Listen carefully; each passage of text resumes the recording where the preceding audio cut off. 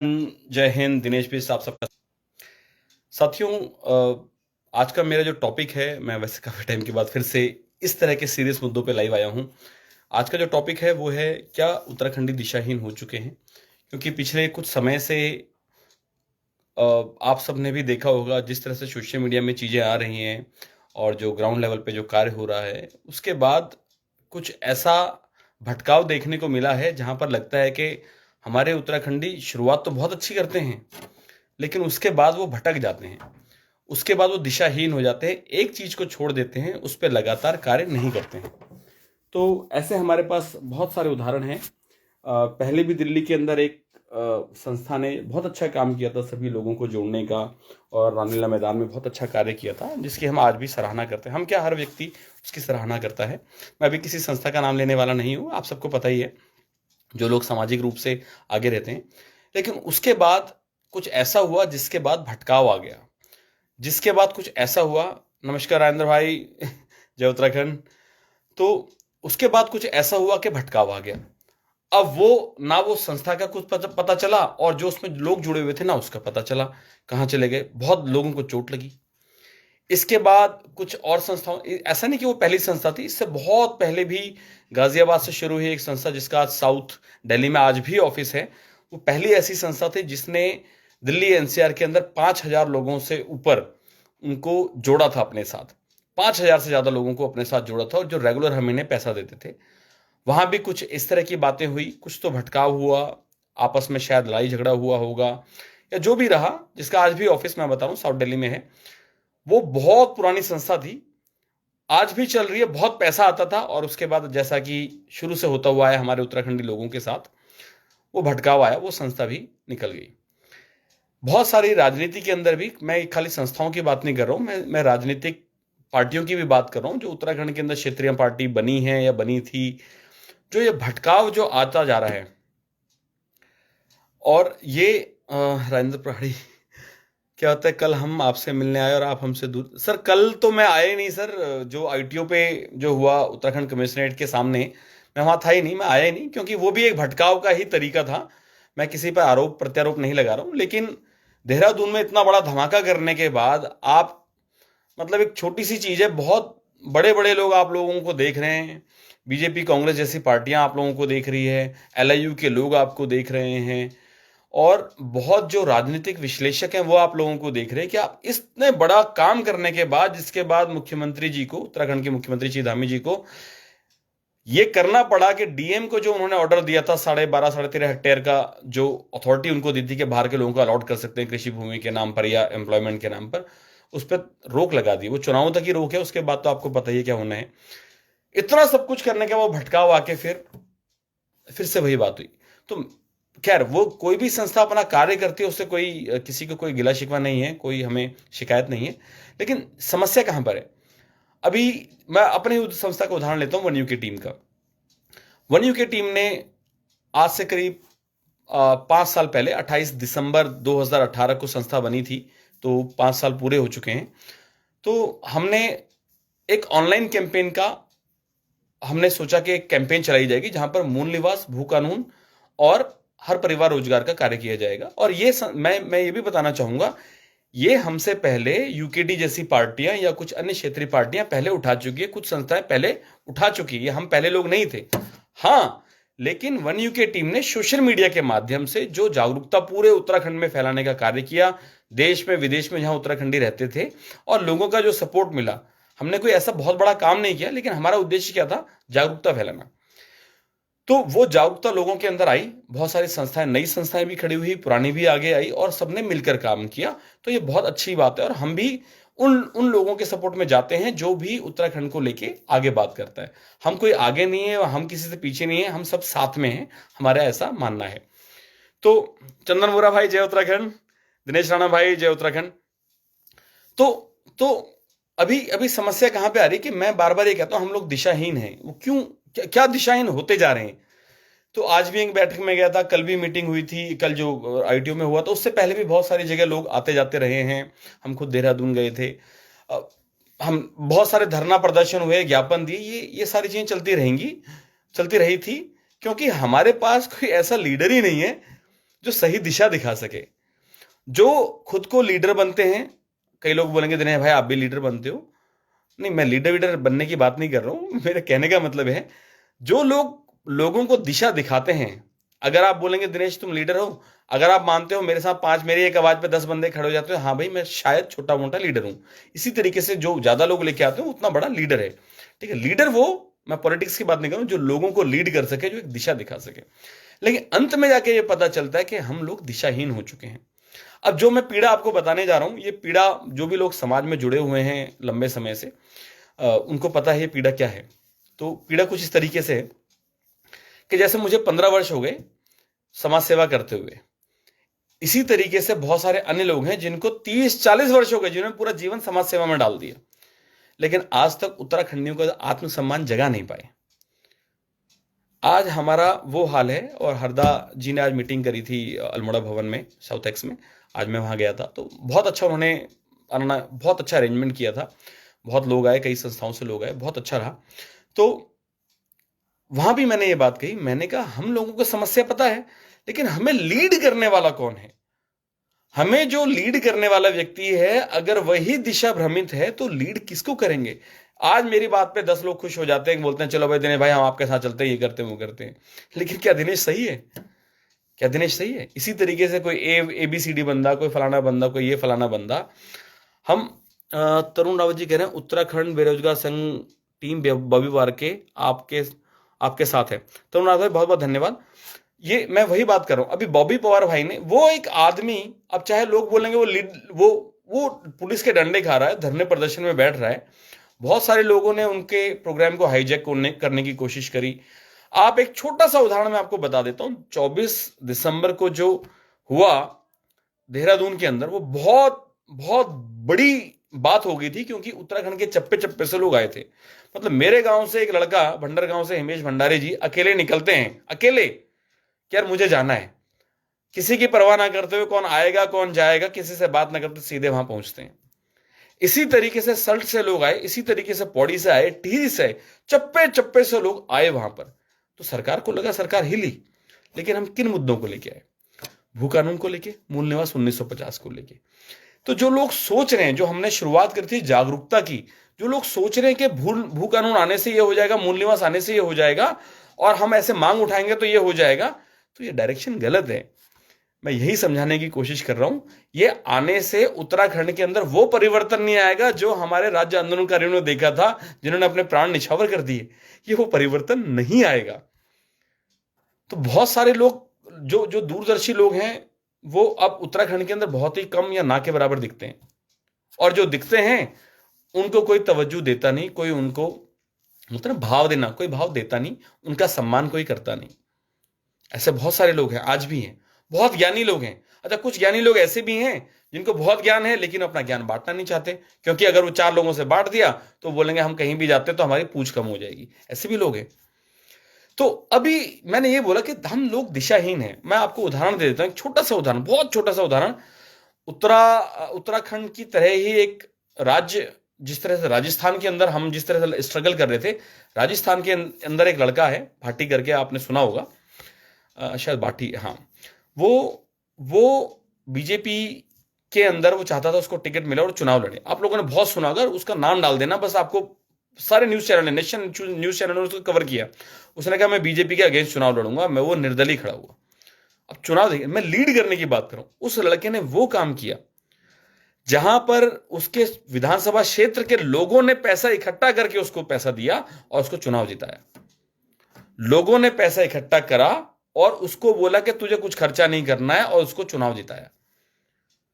क्या हमारे उत्तराखंड के अंदर ऐसे लोग आज नहीं हैं जो लोगों की सेवा करना चाहते हैं और लोग उनका सपोर्ट नहीं करते? क्यों? क्योंकि भटकाव है।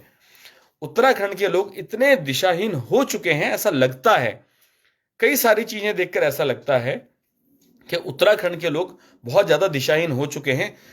किसी पार्टी का छोटा मोटा नेता, मैं खुल के बोलना चाहता हूं, किसी भी पार्टी का, चाहे कांग्रेस हो, बीजेपी हो, आम आदमी पार्टी हो, ABCD पार्टी हो, डी पार्टी हो, किसी भी आम आदमी, किसी भी पार्टी का छोटा सा छोटा नेता भी आके 4 लोग उसके साथ खड़े हो जाते हैं, बोलता है अरे भाई साहब आप आ गए। अरे क्यों आ गए भाई, आप कौन हो? आपने उत्तराखंड के लिए क्या करके दिखा दिया? आपने दिल्ली के एनसीआर के अंदर, जो दिल्ली एनसीआर के अंदर रहते हैं, या जो मुंबई के अंदर रहते हैं, या जो लखनऊ के अंदर रहते हैं, जो चंडीगढ़ के अंदर रहते हैं, आपके यहां जो छोटा मोटा नेता बनता है, आपने क्या करके दिखा दिया?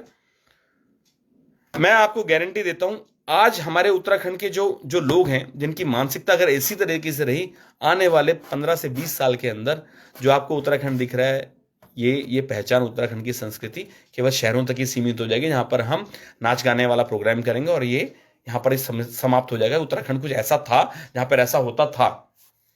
आज भी ये दिख रहा है। आज भी किसी ने इस बैठक में बात करी कि हमारी संस्कृति में कुछ इस तरह की चीजें होती थी जो धीरे धीरे करके विलुप्त हो गई। क्यों? उसका जिम्मेदार कौन? जो लोग पलायन करके आ गए, जैसे मेरे पिताजी ने पलायन किया, मैं कई बार बता चुका हूं, मैंने नहीं किया, मैं तो वापस जाना चाहता हूं। हम तो कभी कभी साल में एक बार बचपन में चले गए, गांव चले गए, हमें इतना पसंद आता था, आज हम हर महीने गांव पहुंचते हैं। तो ये समझने की आवश्यकता है कि क्या हम बदलाव लेके आ सकते हैं। सबसे पहली समस्या जो जो जो है वो हमारे सबके सामने है, क्या हम बदलाव लेके आ सकते हैं कि नहीं? दिनेश भाई, लीडर ही बिक जाते हैं, आज की डेट में कौन बनेगा? शिवचरण रावत जी ने बहुत अच्छी बात कही, लीडर ही बिक जाते हैं। तो मैं भी वही कहता हूं, जब लीडर बिक जाते हैं तो सर हम लोग खुद आगे क्यों नहीं आते हैं? हम लोग क्यों आगे नहीं आते हैं? आप आगे आइए ना, हम करते हैं सपोर्ट। हम चाहे 10 लोग मिलेंगे शुरू में। बीजेपी की एक ही सीट थी ना पूरे लोकसभा के अंदर, एक ही सीट थी। आज देखो क्या हुआ है। एक इस तरह का मैकेनिज्म स्टार्ट किया गया है, इस तरह का एक प्रोजेक्ट अंदर ही अंदर स्टार्ट किया गया है, जिससे परिवर्तन की धारा जो है बहने लगे। अब वो धारा कैसे बहेगी? जो भी साथी जुड़े उनका बहुत बहुत धन्यवाद। जय हिंद, जय हिंद। अब वो परिवर्तन की धारा कैसे होगी? मैं कई बार बोलता हूं कि हम लोग ना इस तरीके से बिखरे हुए कि एक सोच में भी नहीं आ सकते। सब बोलते हैं हमें संगठित होना चाहिए। मैं आपको उदाहरण देता हूं, मैं जिस भी मीटिंग में जाता हूं पिछले कई सालों से, 14-15 सालों से, सब बोलते हैं हम लोग संगठित नहीं, हमें संगठित होना चाहिए। अरे संगठित क्यों होंगे? नहीं हो पा रहे ना, क्यों होंगे बताइए आप? उसके पीछे सबसे बड़ा कारण यह है कि हम लोगों की जो ईगो है वो बहुत आगे आ गई है। भाई अब दिनेश बिस्ट, मैं अपने को मानता हूं, मैं कुछ लोगों को ऐसा समझता हूं कि नहीं यार, मेरे को इनके साथ नहीं जाना चाहिए, उनकी सोच अच्छी नहीं है, मुझे ऐसा लगता है। ऐसे ही कोई फलाना बंदा भी बोल सकता है। अब वो बंदा सोचेगा दिनेश बिस्ट की सोच अच्छी नहीं है, तो मैं उसके साथ क्यों जाऊं? या तो मैं अपने को सही ठहराने में लगा पड़ा हूं, या अपनी संस्था को सही ठहराने में लगा पड़ा हूं। तो एकजुट होने का सवाल ही नहीं पैदा होता। आप कुछ भी कर लें, सवाल पैदा ही नहीं होता एकजुट होने का। आप हो ही नहीं सकते एकजुट। जो आदमी थोड़ा सा सक्षम हो गया, उसके पास गाड़ी आ गई, कुछ कर लिया उसने, कुछ अच्छा सा, 4-5 लोग उसको अच्छा जानते हैं, हर जगह नमस्कार नमस्कार जय जयकार होती है, तो वो सोचता है मैं कुछ अलग हो गया। अब ये भावना जो है, इस तरह की भावना हमारे लोगों के मन में लाया कौन? ये बहुत समझने की आवश्यकता है। गहन गहन अध्ययन का विषय है ये। इस तरह की बातें हमारे मन में लाया कौन कि यार वहां मेरा उत्तराखंडी बंदा परेशान हो रहा है और मैं कह रहा हूं छोड़ो यार, मैं फोन भी नहीं उठाता हूं। बहुत उदाहरण है। और बहुत सारे ऐसे लोग हैं जिनको किसी को ब्लड की जरूरत पड़ती है, किसी को, मैं तो फंड पैसा देने के किसी के पक्ष में नहीं रहता हूं, क्योंकि हमारी संस्था ने आज तक किसी से पैसा मांगा नहीं, और ना हम चाहते कि भाई हमारे उत्तराखंडी लोग जो हैं वो एक दूसरे से, क्षमा कीजिएगा इस शब्द को प्रयोग करने के लिए, कि भीख मांगते रहें। आज हम सरकार से भीख मांगते हैं, भू कानून ले आओ, अंकिता भंडारी को न्याय दिला दो, किरण नेगी को न्याय दिला दो, ये ला दो, हाथ जोड़ते रहे। अरे कब तक? ये मेंटेलिटी समझ चुकी है सरकार। आप छोटी सी बात समझिए, 24 दिसंबर को देहरादून के अंदर जो काम हुआ था, जिस हिसाब से प्रचंड प्रदर्शन हुआ था, उसको कल के प्रदर्शन में फुस हो गया। वो फुस हो गया बिल्कुल। छोटे मोटे नेता आ गए पता नहीं कहां से, और वो कुछ भी नहीं हुआ। तो इतनी अच्छी शुरुआत करने के बाद आप अचानक से फुस कैसे हो गए? तो जो ऑर्गेनाइजर थे, प्लीज मेरी बात को बुरा मत मानिएगा, जो सच है उसको एक्सेप्ट, उसको स्वीकार करना चाहिए कि हाँ गलती हुई है, क्योंकि हम दिशाहीन हैं। जो लीड करने वाले नेता हैं वो ही दिशाहीन है, उनको पता ही नहीं है कैसे करना है।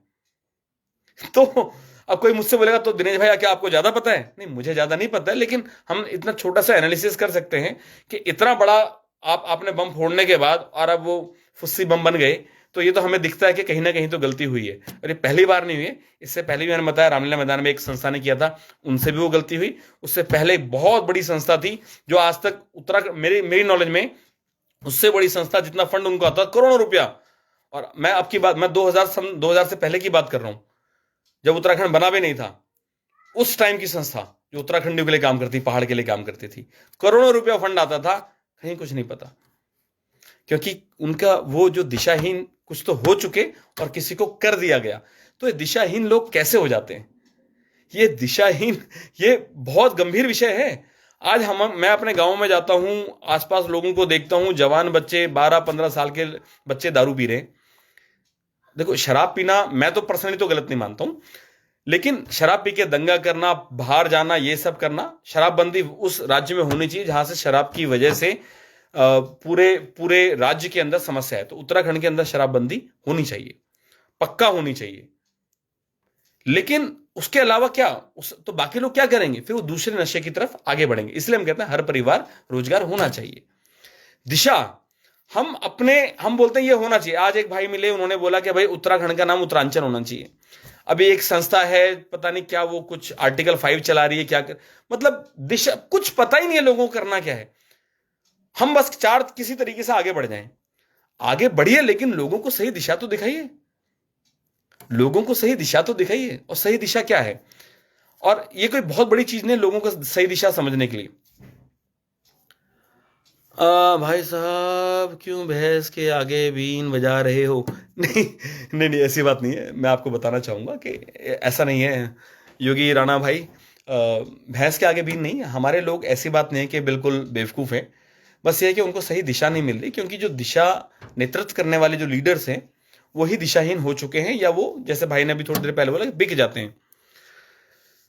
नीरज किरोला भाई कह रहे हैं, मैं तो कहता हूं जितने भी उत्तराखंडी वासी हैं उनको एकजुट होना क्यों होंगे, सवाल ही वो है ना। दिशाहीन है तो एकजुट क्यों होंगे? मैं आपको उदाहरण देता हूं। मैं सेक्टर 18 रोहिणी में रहता हूं, हमारे यहाँ एक मीटिंग हुई। वहां पर आप ध्यान से सुनिए, हाँ, बहुत ध्यान से सुनिएगा और इसको शेयर जरूर कीजिएगा। ध्यान से सुनिए। गणेश सिंह जी कह, कोई नहीं कर सकता। सर होगा, मैं आपको उदाहरण भी दे देता हूं। ये हो चुका है, इसलिए फिर से हो सकता है। जो हो चुका है वो फिर से हो सकता है। अभी गणेश सिंह जी को उदाहरण देता हूं। 1994 के अंदर जो 2-2.5 लाख उत्तराखंडी इकट्ठा हुए थे दिल्ली के अंदर प्रदर्शन के लिए, तो ये हो चुका है। वो यूकेडी ने, उसके अलावा 16 संस्थाएं और थी, संस्थाएं और राजनीतिक पार्टी, सारे एकजुट हुए थे और उन्होंने प्रचंड प्रदर्शन किया था सन 1994 2 अक्टूबर। उससे पहले इतना प्रचंड प्रदर्शन आज तक पूरे भारत के इतिहास में नहीं हुआ था, भारत, स्वतंत्र भारत के अंदर। तो ये गणेश सिंह सर, जो हो चुका है वो फिर से हो सकता है। हाँ, अब आगे आते हैं। वो लोगों को पता था, कांग्रेस बीजेपी जैसी बड़ी पार्टियों को पता था कि अगर ये फिर से एकजुट हो गए तो भाई हमारी साख नहीं बचने वाली है, उत्तराखंड निकल जाएगा लोकल लोगों के हाथों में। इसलिए उन्होंने हरिद्वार, उधम सिंह नगर जैसे 2 जिले उत्तराखंड के अंदर मिला दिए, ताकि पहाड़ में और प्लेन्स में आपस में झगड़ा रहे। खैर, मुश्किल है सर, असंभव नहीं है, हरीश अधिकारी जी कह रहे हैं, लेकिन मुश्किल है, संभव नहीं है। खैर, तो मैं क्या कह रहा था कि जिस तरीके से हम लोग एकजुट होना चाहते हैं, जो दिशाहीन हो चुके हैं लोग, उनको एकजुट कैसे किया जाए।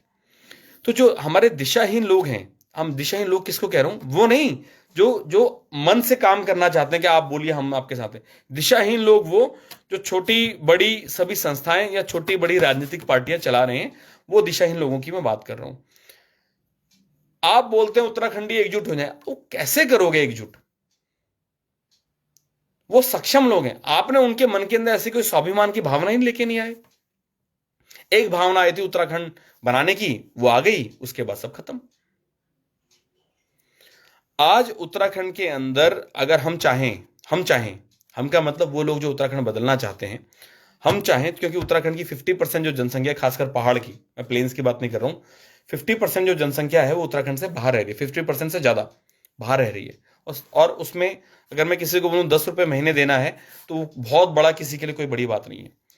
उत्तराखंड की जनसंख्या 1.25 करोड़, 1.5 करोड़ उत्तराखंडी उत्तराखंड से बाहर हैं। परिवार की अगर मैं बात करता हूं, बहुत ज्यादा नहीं, 25 लाख परिवार मान लेते हैं। 25 लाख परिवार आपको 10 रुपए महीना देते हैं, हो गया 2.5 करोड़ रुपया महीना, साल का हो गया 30 करोड़ रुपया। कुछ ऐसा नहीं है जो हम नहीं कर सकते, ऐसी कोई भी चीज नहीं। तो मैं उदाहरण देना चाह रहा हूं कि हम क्या करते हैं, हमारे उत्तराखंडी गलती कहां करते हैं। हो सकता है बहुत सारे लोग बोलेंगे कि दिनेश भाई शायद आप गलत भी बोल रहे हो, ठीक है, जो गलत होगा उसको एक्सेप्ट करूंगा, लेकिन बता देता हूं समस्या कहां पर है। तो मैं आपको बात बता रहा था, मेरी सोसाइटी के अंदर एक मीटिंग हुई, वहां पर बोला हम उत्तराखंड का एक सांस्कृतिक प्रोग्राम कराएंगे, और उसमें भाई हम चाहते हैं कि ढोल दमाऊ वाले भी आए, उसमें नाचने वाले भी आए, जो छोल रहे हम बोलते हैं वो भी आए, और उसमें हम अपने परिवार के बच्चों को भी आगे बढ़ाएं, उसको संस्कृति से आगाह करवाएं, उनको बताएं कि भाई ऐसा होता है। ध्यान से सुनिएगा इस चीज को, हाँ। और ये आप जहां भी रहते हैं, हर जगह, पूरे पूरे देश के अंदर जहां भी उत्तराखंडी रहते हैं, हर जगह ऐसे ही होता है। ध्यान से सुनिएगा। तो 3-4 लोग आए जिन्होंने नेतृत्व किया और सबने बोला यार बहुत अच्छी बात है, संस्कृति आगे बढ़नी चाहिए। संस्कृति के नाम पे क्या हो रहा है आपको बता देता हूं। आगे बढ़नी चाहिए, आगे बढ़नी चाहिए। अब लोग इकट्ठे हुए, भाई मुझे भी बुलाया गया, मैं भी खड़ा हुआ। तो किसी ने बोला यार दिनेश भाई है वनयू की टीम वाले, जिन्होंने भू कानून, मूल निवास और हर परिवार रोजगार की मांग उठा रखी है, और ये राज्य आंदोलनकारियों को न्याय के लिए इन्होंने काफी काम किया, ऐसा किसी ने इंट्रोड्यूस किया। तो उन्होंने कहा आप प्लीज 2 मिनट जरूर बताइए उसके बारे में। मैंने बताने लगा जैसे ही, तो एक भाई साहब ने मुझे रोक दिया। वो काफी बुजुर्ग थे, करीब होंगे 60-65 साल के। उन्होंने कहा अरे बैठ जाओ बिस्टी जी, जरा बैठ जाओ, हमारा मुद्दा कुछ और है। मैंने कहा सर कहीं आप बीजेपी को सपोर्ट नहीं करते? मैं बीजेपी के विरुद्ध की बात नहीं कर रहा हूं, मैंने बस इतना बोला कि सर वो जो मैंने बस एक डायलॉग मारा था, जो सच्चाई है, जिसके प्रूफ हमारे पास है, कि राज्य आंदोलनकारियों को जो न्याय मिलना था, उसकी जो मांग थी, उसकी सीबीआई इंक्वायरी को बीजेपी ने रुकवाया था। ये बहुत सारे लोगों को नहीं पता होगा, कई लोगों को पता भी होगा। तो राजनाथ सिंह जी जो आज हमारे देश के डिफेंस मिनिस्टर हैं, उस टाइम पे उत्तर प्रदेश के मुख्यमंत्री थे, उन्होंने वो सीबीआई जांच रुकवा दी थी, क्योंकि उनका एक रिश्तेदार AK सिंह फंसने वाला था। तो मैंने जैसे वो बात करी, उन्होंने कहा अरे छोड़ दो, उन बातों को छोड़ दो। यानी उनको पता था कि ये बीजेपी की बहुत बड़ी साजिश है।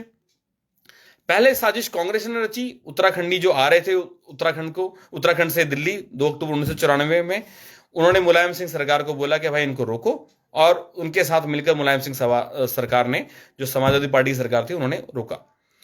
तो इस तरीके से समाजवादी पार्टी, कांग्रेस, बीजेपी, ये सब मिले हुए रहे कि इस बार तो कुछ धमाका हो सकता है, आप रोको इसको। तो उत्तराखंड राज्य बनाने के लिए 1994 में हुआ, 2000 में हमें उत्तराखंड मिला। 6 साल बाद क्यों भाई? 6 साल बाद क्यों? ये तो इमीडिएटली मिल जाना चाहिए था। इतना बड़ा नरसंहार हो गया, तो महिलाओं के साथ बलात्कार हो गया। ध्यान से समझिएगा। तो आप जहां भी रह रहे हैं, ऐसे बहुत सारे लोग आपके पास आएंगे और बोलेंगे। ध्यान से सुनना और शेयर जरूर करना, इस बात को जरूर ध्यान से समझना। उन्होंने बोला हम संस्कृति को आगे बढ़ाना चाहते हैं भाई, यहां पर देखो हम ये अरेंजमेंट करेंगे, टेंट का ये बुक कराएंगे, वो बुक कराएंगे। और वहां पर उन्होंने जाके बुकिंग के लिए बोला कि इतना खर्चा आने वाला है। एक आदमी निकल के आया, 21,000 रुपए सर मेरे नाम के लिख लो। दूसरा निकल गया 11,000, तीसरा निकल गया 5100, एक ने बोला 51,000, और एक ने तो ये बोल दिया कि भाई साहब अगर पैसे कम पड़े तो जितने भी कम पड़े, आपका जो भी बजट आता है मुझे बताना, बाकी मैं कर दूंगा। तो कहने का अर्थ है हमारे उत्तराखंडी बहुत सक्षम है। 10 मिनट के अंदर 1.5 लाख रुपया इकट्ठा हो गया सर। 10 मिनट के अंदर 1.5 लाख रुपया इकट्ठा हो गया। आप बोलो सांस्कृतिक प्रोग्राम। अब अगर असली गेम पे आते हैं, हमारे जिन लोगों ने पैसा दिया, उन्होंने दिया संस्कृति के नाम पे। दिशाहीन है लोग, हाँ, दिशाहीन है। सक्षम है, बेटा अच्छा कमा रहा है, बेटी अच्छी कमा रही है, बहू अच्छी कमा रहे हैं, और खुद गवर्नमेंट जॉब में है या बिजनेस कर रहे हैं। इतने सीनियर हैं कि समाज में बहुत मान सम्मान है, लेकिन सब कुछ होने के बाद भी दिशाहीन है। कैसे? आपने 1.5 लाख रुपया इकट्ठा कर दिया, 10 मिनट के अंदर 2.5 लाख का खर्चा आया, वो सब भी निपटा दिया, वो तो चुटकियों वाले काम हो गया। रोहिणी क्षेत्र के अंदर उत्तराखंडी जो लोग हैं, जो रह रहे हैं, अपने फ्लैट जिनके हैं, वो थोड़े बहुत सक्षम हैं। अब उस सांस्कृतिक प्रोग्राम में जब मैं तो सीधा बोल दिया मैं तो नहीं आऊंगा, क्योंकि मुझे पता था वहां क्या होने वाला है। मैंने बस एक बात बोली थी, अगर यहां पर कोई भी राजनीतिक व्यक्ति आया तो मैं वहां पर नहीं आने वाला हूं।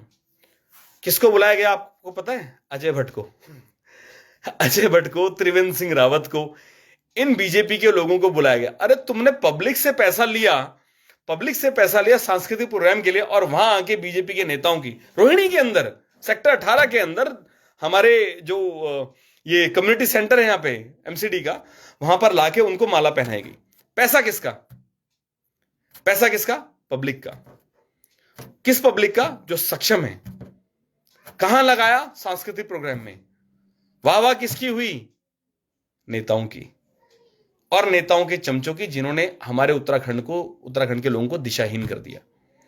बहुत ध्यान से समझिए इस बात को। आपके क्षेत्र में भी ऐसा ही हो रहा है। आप बोलो सांस्कृतिक प्रोग्राम करो, हमें तो अच्छा लगता है, हमारी संस्कृति आगे बढ़े, लेकिन एक भी नेता को ऊपर चढ़ा दिया तो उनको बोल देना भैया या तेरी गर्दन और मेरे हाथ, बस। ऐसा होना चाहिए।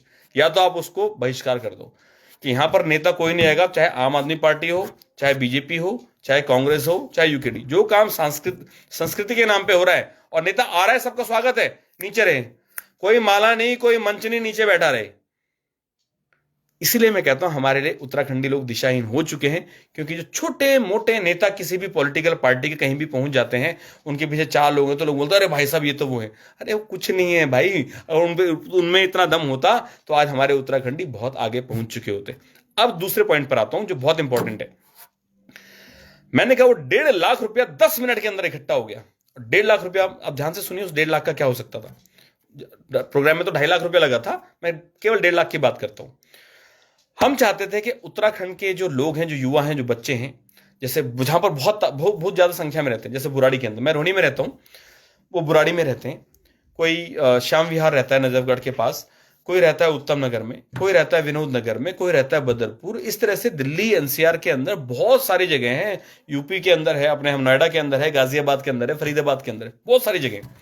अच्छा, मुझे समाज सेवा करनी है, तो मैं केवल नाच गाने में गुलाबी शरारा टाइप के से अपने बच्चों को आगे बढ़ा रहा हूं। आपको एंजॉय करो, उसमें कोई गलत बात नहीं, फुल एंजॉय करो, पैसा भी लगाओ, फूको, जो मर्जी करो, लेकिन जो पैसा सही जगह भी देना चाहिए। तो मैंने उस मीटिंग में एक बात बोली थी जी, मैं एक सेंटर शुरू करना चाहता हूं कंप्यूटर एजुकेशन का और इंग्लिश स्पीकिंग का, साथ में पर्सनैलिटी डेवलपमेंट। तो 3 चीजें होंगी, बच्चे की पर्सनैलिटी भी डेवलप होगी, जो कॉन्फिडेंस हमें चाहिए वो भी आएगा, इंग्लिश स्पीकिंग भी होगी ताकि कल को किसी भी ऑफिस में मात ना खाए, और तीसरी चीज जो बहुत बेसिक चीज है, जो कंप्यूटर्स, क्योंकि अच्छा खासा एक्सपीरियंस बहुत सारे हमारे साथ ही आईटी वाले हैं, तो बेसिक चीजें जो भी हैं, मतलब कल को जब चाहे जहां चाहे फटराटेदार इंग्लिश बोली, खट से कंप्यूटर पे काम करना है, पर्सनैलिटी जबरदस्त। हम इस तरीके से बच्चों का उनके लिए ट्रेनिंग सेंटर खोलते हैं। सर कितने लोग पैसा देंगे? एक आदमी ने हाँ नहीं बोला, एक आदमी ने। मैं कहा सर आप ये प्रोग्राम में जो खर्चा कर रहे हैं अच्छी बात है, अब मुझे बता दीजिए सर, मैं भी इस तरह से कुछ करना चाहता हूं, संस्था का नाम अपना रखो, मुझे कोई दिक्कत नहीं है, आप अपनी संस्था का नाम रखो, कोई जगह किराए पे लेके 6 महीने का कोर्स हम एक शुरू करते हैं या 3 महीने का करते हैं, कौन पैसा देगा? एक पैसा नहीं आया, एक पैसा, किसी के मुंह से आवाज तक नहीं निकली। आवाज, हम किसको बदलना चाहते हैं? हम कहां बदलना चाहते हैं? हम उन लोगों को दोष देते हैं जो बेचारे गरीब हैं, उत्तराखंड से बाहर जाके रोजगार कर रहे हैं, जो सक्षम नहीं है अपने परिवार को पालने के लिए, उनसे 1-1, 1.5-1.5, 2-2 साल अलग रहते हैं, विदेशों में रहते हैं कि मेरा परिवार अच्छा हो जाए। हम उनको दोष देते हैं कि तुम बाहर निकल गए हो। और जो लोग सक्षम है, ऐसे सक्षम लोग जो जब चाहे 10, 20, 50 हजार रुपए मुंह पे मार सकते हैं, उनसे हम कोई बात नहीं करते। कहां का न्याय है? वो बेचारा गरीब आदमी, गरीब उत्तराखंडी, वो परेशान होकर उत्तराखंड से बाहर निकल के आ रहा है कि मेरा परिवार अच्छे से रहेगा, शादी हो गई जैसे तैसे, चलो कई बार माता पिता का प्रेशर रहता है। वो बेचारे ने इतना सब कुछ करके, सब कुछ झेल के, उसके वहां पे बीबी की क्या हालत है, बच्चों की क्या हालत है, माता पिता की क्या हालत है, वो सब कुछ छोड़ छाड़ के हम बोल रहे हैं पलायन क्यों कर रहे हो? अरे वो तो मजबूरी का पलायन कर रहा है, लेकिन यहां जो सक्षम हो चुके हैं, मेरे जैसे लोगों को ले लो, हम सक्षम हो चुके हैं। लेकिन मैं कहता हूं आप बोलिए, आप कंप्यूटर सेंटर खड़ा करिए, आपको बोलिए क्या चाहिए, मैं देता हूं अपनी ओर से 5,000 रुपए मैं देता हूं महीना, मेरे को दिखाइए आप करके काम, 5,000 रुपए महीना देता हूं। मेरे साथ क्या होंगे जो 11,000 भी दे सकते हैं, 21,000 भी दे सकते हैं, कोई साल में शायद 100 रुपए दे। लेकिन हमारी दिशा हम इतने दिशा विहीन हो चुके हैं कि हम एक तो छोटे मोटे नेताओं को देख के खुंदक भी आने लग गई है कई बार। अरे निकलो यार, अपने घर जाओ, आज तक तुमने क्या किया समाज के लिए? भू कानून के लिए खड़े हो गए, चलो वहां पे प्रदर्शन में चले गए, बस हो गया। आप बोलो कि आप बोलो दिल्ली एनसीआर के अंदर आप कंप्यूटर क्षेत्र में आप क्या करना चाहते हो, आप बोलो कि हम पर्सनैलिटी डेवलपमेंट इंग्लिश के अंदर क्या करना चाहते हैं, आप बोलो हम आईएएस आईपीएस की तैयारी अपने बच्चों को करवा सकते हैं कि नहीं, आप बोलो ना। आप बोलो जो गांव से बड़े अच्छे से पढ़ के जो बच्चे आ रहे हैं, जिन्होंने 12th बहुत अच्छे डिवीजन से करिए, 95% से ऊपर की है, आप बोलो ना हम उनको अपने दम पे करते हैं काम, आप बोलो हम उनके अपने दम पर उनको इंजीनियर बनाते हैं, उनको साइंटिस्ट बनाते हैं, उनको डॉक्टर बनाते हैं, आप बोलो। मैं तो कहता हूं मुझे बच्चे लाके दो, मैं कंप्यूटर लाइन का बंदा हूं, मैं आईटी का बंदा हूं, आप मुझे लाओ बच्चे, जितने बंदे देख रहे हैं फोन करो, लाओ मुझे लाके दो, मैं बताता हूं कैसे गाइड करना है। उनकी नौकरी ना लगे तो मुझे बताओ, लेकिन बच्चे को करना पड़ेगा।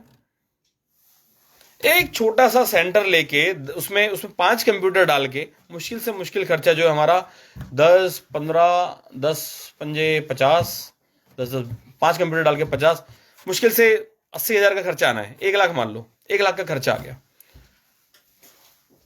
कौन करेगा?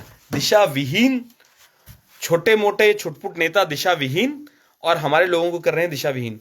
आपका पैसा आज आप सोचते हो कि जरा सी प्रॉब्लम आ गई, किसको फोन करें भाई? कभी इस संस्था को फोन करें या उस व्यक्ति को फोन करें? आज हमने अपने लोगों को आगे बढ़ाने की सोची नहीं। हमने कभी सोचा? हम तो ये बोलते हैं, अरे वो तो कुमाऊनी लोग बोलते हैं, अरे वो तो गढ़वाली का बच्चा, छोड़ो यार। गढ़वाली बोलते हैं वो कुमाऊनी का बच्चा, छोड़ो यार, वो कोई जौनसारी आ गया, छोड़ो यार, हमारे यहाँ का नहीं है। अभी उदाहरण के तौर पर, अगर बुराड़ी से कोई उत्तराखंड का बच्चा अच्छा काम करना चाहता है, या विनोद नगर से, या बदरपुर बॉर्डर के आसपास जो भी जगह है, जैतपुर ये सब, या श्याम विहार हो गया, जय विहार हो गया, जहां पे हमारे उत्तराखंडी ज्यादा है, उत्तम नगर हो गया, पालम हो गया, वो मुझे मेरे पास आएंगे, बोलेंगे भाई दिनेश भाई मुझे 5,000 रुपये चाहिए, ये बच्चे को हमें ये करवाना है, ये चीज चाहिए। तो मैं उनको पैसा नहीं दूंगा, मैं आपको ये भी क्लियर कर दूं, मैं उनको पैसा नहीं देने वाला हूं। आप बोले इसको क्या चाहिए? इसको 5,000 की किताबें चाहिए, मैं लाके देता हूँ। इसको फीस के लिए 5,000 रुपये कम पड़ रहे हैं, मैं देता हूँ। वो चीज मेरे सामने होनी चाहिए। ये भी दिशा विहीन वाली बात हो जाएगी नहीं तो। इस बात का ख्याल रखिए। विनोद सिंह राणा जी कह रहे हैं आपको किसी भी राजनीतिक पार्टी से कोई लेना देना नहीं है, लेकिन आप अपना अमूल्य समय निकाल कर उत्तराखंड के बारे में लोगों को जागरूक कर रहे हैं, ये बहुत बड़ी बात है। इसके अलावा कोई और खाए तब नहीं। विनोद राणा जी आपको बहुत बहुत धन्यवाद। बबीता बहन बहुत बहुत धन्यवाद। तो आपकी बात सही है, लेकिन मैंने जो बोला ये शुरुआत कैसे होगी, और हम ऐसा नहीं कि मैं कोई नई चीज लाने को बोल रहा हूं। आरएसएस ने शुरुआत करी थी। आरएसएस ने इसी तरीके से, आज उनके स्कूल्स हैं, वो बच्चों के अंदर ज्ञान देते हैं। आप देखिए बीजेपी के वो लीडर्स जो आरएसएस बैकग्राउंड वाले हैं, उनको कितना ज्ञान है। और हमेशा ज्ञान की रिस्पेक्ट होनी चाहिए, उसका आदर सम्मान रहना चाहिए। वो तभी होगा जब हमारे मन के अंदर अपने दूसरे उत्तराखंडी भाई के लिए आदर सम्मान रहेगा। यहां पे तो लोग गाली गलौज से मतलब नीचे बातें नहीं करते। तो अगर कोई मिलकर काम करना चाहता है, मैं ये नहीं कह रहा कि मैं लीड करूंगा, आप लीड कर लिए। आपको क्या चीज चाहिए आप मुझे बताइए। मैंने बोला उत्तराखंडियों को आगे बढ़ाने के लिए सबसे पहले जो उनका पर्सनैलिटी होती है वो दिखनी चाहिए। मैं पहले कुछ दिनों पहले पोस्ट डाली थी कि उत्तराखंडी जो संगीत बनता है, हमारे उस संगीत के अंदर जो लड़के जो हीरो दिखाए जाते हैं वो दमदार नहीं दिखाए जाते हैं, वो धाकड़ नहीं दिखाए जाते हैं। और आप कंपेयर कीजिएगा, आप पिछले 100 गाने उठा लीजिए जो लेटेस्ट निकल के आए हैं, आपको इमेज पता चल जाएगी। हमेशा रंगीला छबीला नहीं, अच्छी बात है, मैं उसको गलत नहीं कह रहा हूं, लेकिन कहीं तो ऐसा दिखाओ यार कि बंदे के अंदर दम है। जो चीज लोग ग्रैब करते हैं, आज लोग देखते हैं भाई साहब मूंछों वाले दाढ़ी वाले लोगों के साथ, अच्छा भाई उसका हिसाब किताब है। अब जो केजीएफ मूवी आई, पुष्पा मूवी आई, जो साउथ की मूवीज थी, इंडिया के अंदर बहुत सारी ऐसी जो हमारे बॉलीवुड की मूवीज हैं, लोग फॉलो करते हैं कि यार इसके अंदर कुछ दम दिखता है, हमें कुछ इस टाइप का बनना चाहिए। हमेशा गानों में ही डांस में ही, गानों में ही डांस में ही। और सबसे अचरज मुझे तब हुआ जब मैंने एक बीसीए के एक बच्चे को, द्वाराहाट इंजीनियरिंग कॉलेज के एक बच्चे से मेरी बात हुई। वो कुंथियाड़ी जो लोग जानते हैं द्वाराहाट क्षेत्र के अंदर, वहाँ का लड़का है, करण नाम का। जब मेरी उससे बात हुई, मैंने कहा बेटा बीसीए के बाद क्या करोगे? तो उसने बोला कि भाई मैं नहीं, उसने बोला वो बीकॉम कर रहा था। मैंने कहा बेटा इंजीनियरिंग कॉलेज का था, डिग्री कॉलेज का था। मैंने कहा बेटा इसके बाद क्या करोगे बीकॉम के बाद? तो कह रहा दाजू जैसे तुम पूछा यूँ कर लियो। मैंने कहा यार तू यस कर पे, तू सीए कर ले। उसने कहा हाँ सीए का बहुत सुना है, बीसीए एमसीए। उसको सीए चार्टर्ड अकाउंटेंट नहीं पता है जो फाइनल ईयर बीकॉम कर बच्चा है। मुझे तो आंखों में आंसू आ गए कि यार हमारा उत्तराखंड किस दिशा में जा रहा है। दिशा विहीन लोग, इनको दिशा विहीन करने वाले कौन है? एक गैरोलॉजी जी हैं हमारे नोएडा से, जिन्होंने बहुत फ्री में बहुत बच्चों को पढ़ाया, बहुत बच्चों को 500-700 बच्चों को पढ़ाया, इंग्लिश पढ़ाया, अपने जेब से लाखों रुपया खर्च किया। आज वो कहते हैं दिनेश भाई बस बहुत हो गया। बहुत सीनियर व्यक्ति है, रिटायर्ड व्यक्ति है, दिनेश भाई बहुत हो गया, नहीं कर सकते। उनका प्रयास अच्छा था, कर रहे थे, लेकिन दिशा, मैं कह रहा हूं कि दिशा भी सही थी, लेकिन किन लोगों के साथ उठना बैठना, कौन लोग सपोर्ट करेंगे। और हमारे गांव के लोग जिस तरह के, हमारे गांव मतलब अपने गांव की बात नहीं करूं, उत्तराखंड के में गांव के लोग जो हैं वो आपके साथ क्यों खड़े होंगे? जो लोग नेताओं के पीछे घुसे पड़े हैं, जिस नेता ने भाई 10,000 रुपए दे दिए, ले भाई अपने गांव को तू संभाल, वो उस नेता के अगेंस्ट कैसे जाएगा? आप बता दीजिए, कैसे चला जाएगा? क्योंकि उसको कब्जे में करके रखा। आप बदलाव लेके आना चाहते हैं, बदलाव ऐसे नहीं आए। मैंने बता दिया, बदलाव के लिए सही दिशा चाहिए, अंदर थोड़ा सा जिगरा चाहिए कि हाँ हम कुछ कर सकते हैं, जो ठोक के बोले। कोई साथी अगर मेरे साथ जुड़ना चाहता है तो 5-10 मिनट में जुड़ सकता हूं। अरे नब्बू अरे भाई नमस्कार, जय उत्तराखंड। भानु सिंह भाई नमस्कार, जय उत्तराखंड। दीपक चौहान जी, हरीश अधिकारी जी, जय उत्तराखंड। दिनेश चंद्र भाई, बहुत अच्छा लगा।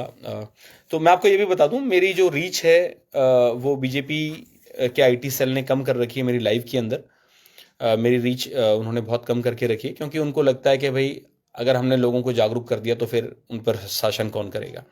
तो इसलिए मैं कहता हूं कि आप प्लीज़ इस वीडियो को लोगों के साथ शेयर कीजिएगा जिसको बात सही लगी।